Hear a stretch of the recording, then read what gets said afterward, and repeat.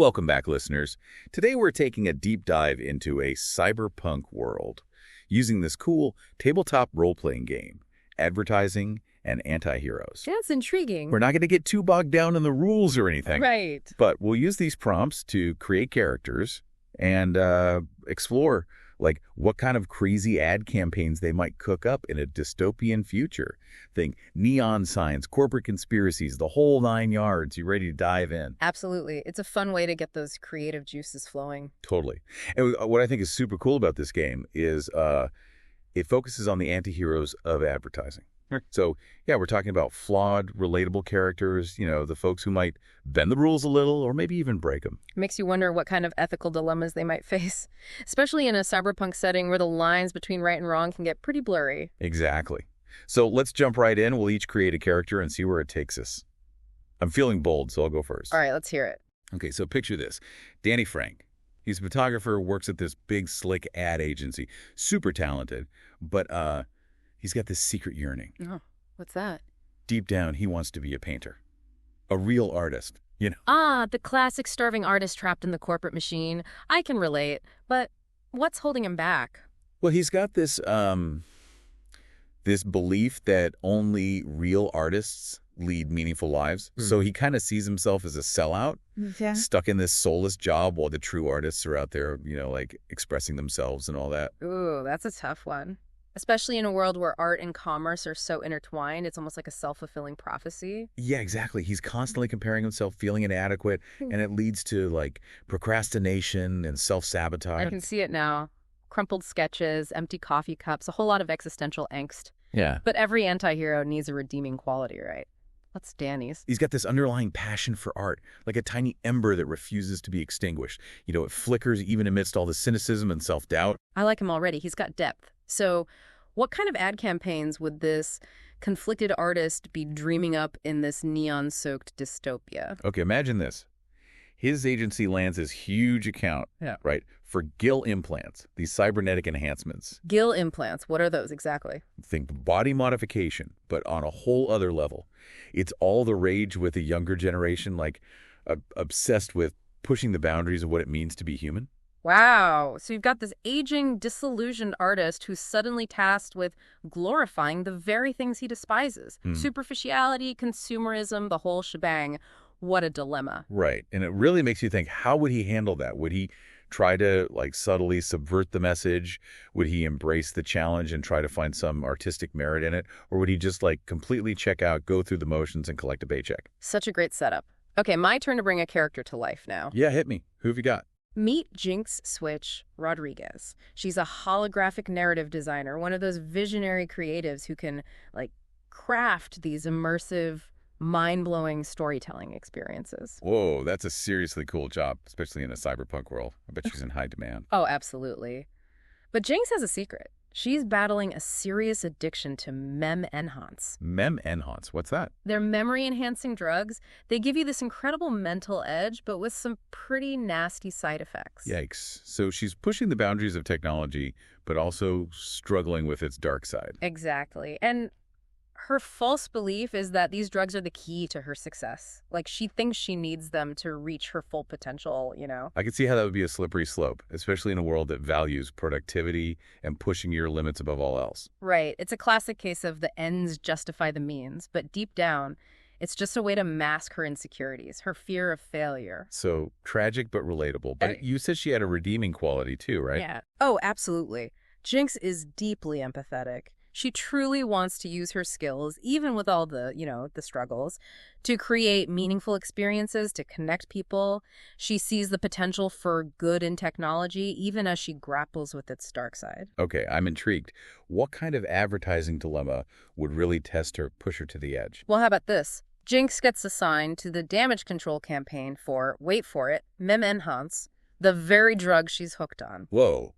We're kidding, right? The company needs to downplay some horrifying side effects that have recently surfaced, and guess who has to spin the narrative? No way. That's intense. Talk about a conflict of interest. Right. She's literally being asked to promote the thing that's destroying her life. Yeah. Would she use her inside knowledge to craft a more honest, maybe a cautionary campaign? Or would she cave to the pressure and perpetuate the lies? Man, what a moral quandary. It's crazy to think she'd be asked to do that, like promote the thing that's hurting her. What other messed up products do you think would be advertised in this cyberpunk world? Oh man, tons. I mean, we're already talking cybernetic enhancements, right?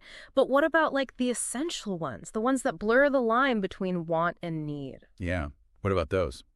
Well, you got to think about the environmental damage, the societal issues. So maybe vat-grown organs, marketed as the solution to all the pollution-induced diseases. Whoa. Or how about cybernetic limbs, but targeted at factory workers who, like, got injured on the job? Almost like a necessary evil in this hyper-industrialized world. It's dark, man. It's like in our world, we worry about keeping up with the Joneses, right? But in cyberpunk, it's about staying alive, staying relevant. Totally. And the advertising would be brutal, preying on those fears, amplifying them. Imagine slogans like upgrade or become obsolete or don't be a relic of the past, enhance your future. Chilling stuff. Yeah. Makes you wonder, though, could advertising ever be a force for good in this kind of world? Could it, like, promote positive change? That's a tough one. I mean, advertising is all about creating a need, then offering a solution, right? So it often reinforces the status quo. True. But what if someone like Jinx, with her holographic storytelling skills, used those same techniques to, expose the truth? Like, what if she created a campaign that revealed the dark side of these corporations? Ooh, that's a subversive thought. It'd be risky, though, right? Corporations wouldn't be happy. For sure. And especially with Jinx's addiction, she's vulnerable. Exactly. But that's what makes her so compelling. She's not a perfect hero. She's flawed, struggling, and those struggles, those make her human, relatable. Totally. And it brings us back to Danny, too. How would he, this artist, stuck in a corporate gig, respond to all this? Yeah, would he just become, like, totally cynical? Or could he find a way to, I don't know, inject some of his artistic integrity into these campaigns? Maybe he starts small, right? Like subtle subversions, little hints of rebellion within the system. Ooh, I like that. It's like planting seeds, making people question the messages they're being fed. Exactly. It might not change the world overnight, but it could spark something. Who knows? Yeah. Maybe even inspire others to resist. And that's a powerful thought, right? That even in this, bleak dystopian future, art can still have a voice. It can still challenge, inspire, even provoke change. For sure. So we've covered some heavy stuff. Corporate greed, technological manipulation, the dark side of advertising. It's amazing, huh? How just thinking about these characters and their world, it's like it raises all these big questions. I know. It's like we're peeking into this distorted future. Yeah. And it makes you think about our own world, like how advertising shapes us, the power of technology. Yeah, for sure. And those moral dilemmas, they really get you thinking. Danny struggling with his art, Jinx and her addiction. I mean, they're both being asked to do things that go against their values. It's tough. It makes you wonder about the choices we make, right? Like in a world where things are so blurry, how do we stay true to ourselves? How do we make good decisions when everyone's trying to manipulate us? Yeah, exactly. And how do we even recognize those manipulations? It feels like in cyberpunk, advertising goes way deeper.